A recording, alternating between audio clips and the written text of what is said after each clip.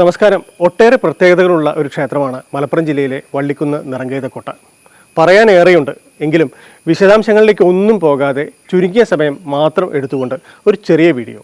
സ്വാഗതം. അയ്യപ്പ ക്ഷേത്രത്തിൻ്റെ പത്തായപ്പുരയും കളമെഴുത്തുപാട്ട് നടക്കുന്ന പാട്ടുപുരയും ചേർന്നുള്ള മന്ദിരമാണ് ഈ കാണുന്നത്. പരപ്പനാട് രാജാവിൻ്റെ ആദ്യകാലത്തെ കൊട്ടാരം നിന്നിരുന്ന സ്ഥലം അതാണ് നിറങ്കൈതക്കോട്ട. രാജാവ് ക്ഷേത്രത്തിനു വേണ്ടി നിർമ്മിച്ച ഈ മന്ദിരത്തിന് ഏകദേശം 300 വർഷത്തിനും 400 വർഷത്തിനിടയ്ക്ക് കാലപ്പഴക്കമുണ്ട്.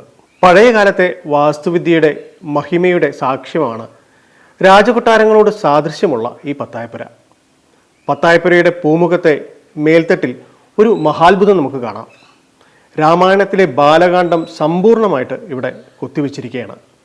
ഓരോ രൂപത്തിൻ്റെ മുഖഭാവം പോലും വ്യക്തമാക്കുന്ന രീതിയിലുള്ള അതിസൂക്ഷ്മമായ കൊത്തുപണികളാണ് ഇവിടെ കാണാൻ കഴിയുന്നത്. പാട്ടുപുരയിൽ കളമെഴുത്തുപാട്ട് നടത്തുന്ന രംഗമണ്ഡപത്തിലും അതിമനോഹരമായ ദാരുശില്പങ്ങളും കൊത്തുപണികളും കാണാം. പൂർണ്ണമായും ചെമ്പോല കൊണ്ട് മേഞ്ഞതാണ് ഈ വലിയ മന്ദിരം. ചെമ്പോല മേൽക്കുരയുള്ള ഇത്രയും വലിയ കെട്ടിടം കേരളത്തിൽ തന്നെ അപൂർവം. പരപ്പനാട് രാജ്യത്തിൻ്റെ രക്ഷാപുരുഷനാണ് നിറങ്കൈതക്കോട്ട ശാസ്താവ്. ഇനി അയ്യൻ്റെ സന്നിധിയിലെ വിശേഷപ്പെട്ട കാഴ്ചകൾ കാണാം. മറ്റെവിടെയും കാണാത്ത പ്രത്യേകമായ ഒരു രൂപഘടനയാണ് ഈ ക്ഷേത്രത്തിനുള്ളത്.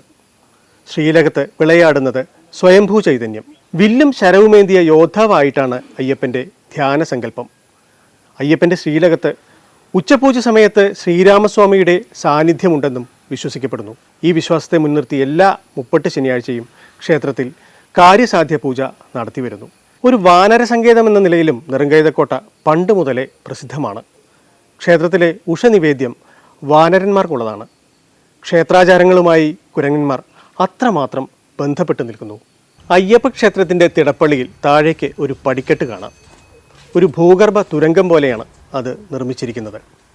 ആ പടിക്കെട്ടിലൂടെ ഇറങ്ങുമ്പോൾ ഒരു ചോല ദൃശ്യമാകുന്നു. ശിവന്റെ നെറുകയിൽ നിന്ന് വരുന്ന ഗംഗാതീർത്ഥമാണ് ഇതെന്ന് വിശ്വസിക്കപ്പെടുന്നു.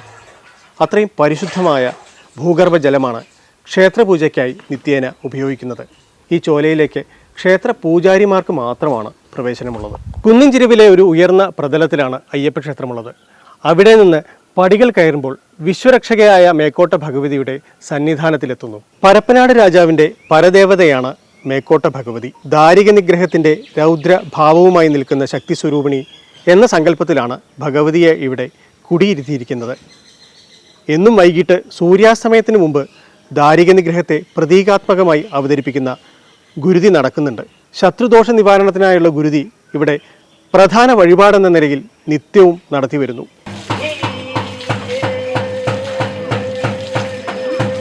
മുട്ടറക്കൽ വഴിപാട് നടത്തുന്നതിനായും നിരവധി ഭക്തർ നിത്യവും ഈ ക്ഷേത്രത്തിൽ എത്തുന്നു. അതിസുന്ദരമായ കാഴ്ചകളുടെ ഒരു വ്യൂ പോയിന്റാണ് മേക്കോട്ട ഭഗവതി ക്ഷേത്രം. വള്ളിയാർ അഥവാ കടലുണ്ടിപ്പുഴ മേക്കോട്ട കുന്നിനെ വലം വെച്ച് ഒഴുകുന്നു.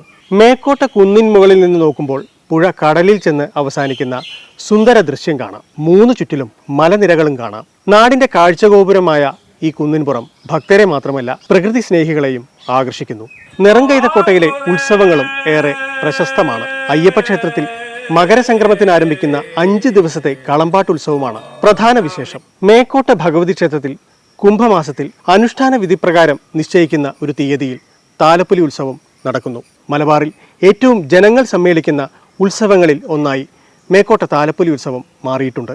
പഴയ പരപ്പനാട് രാജ്യത്തെ 10 ദേശങ്ങളുടെ ധർമ്മദേവതകൾ എന്ന സവിശേഷമായ സ്ഥാനമാണ് നിറങ്കൈതക്കോട്ടയിലയ്യനും മേക്കോട്ട ഭഗവതിക്കുമുള്ളത്. ക്ഷേത്രം നിർമ്മിച്ചു പരിപാലിച്ച പരപ്പനാട് രാജകുടുംബത്തിലെ പ്രധാന ശാഖകൾ മൈസൂർ പടയോട്ട സമയത്ത് തിരുവിതാംകൂറിലേക്ക് പലായനം ചെയ്തത് കാരണം ക്ഷേത്രഭരണം സാമൂതിരിയുടെ കൈകളിലേക്ക് വന്നു. കോഴിക്കോട് സാമൂതിരി രാജാവ് ട്രസ്റ്റി എന്ന നിലയിലുള്ള ചുമതലകൾ നിർവഹിച്ചു വരുന്നു. മലബാർ ദേവസ്വം ബോർഡ് ഭരണപരമായ മേൽനോട്ടം നടത്തിവരുന്നു. 50ഓളം ഏക്കറിൽ സ്ഥിതി ചെയ്യുന്ന വിശാലമായ ക്ഷേത്ര സമുച്ചയമാണ് നിറങ്കൈതക്കോട്ട. ഇവിടെ വലിയ വികസന സാധ്യതകൾ നിലനിൽക്കുന്നുണ്ട്. അത് പൂർത്തീകരിക്കുകയാണെങ്കിൽ കേരളത്തിലെ വലിയ തീർത്ഥാടന കേന്ദ്രങ്ങളിലൊന്നായി നിറങ്കൈതക്കോട്ട മാറുമെന്നതിൽ സംശയമില്ല.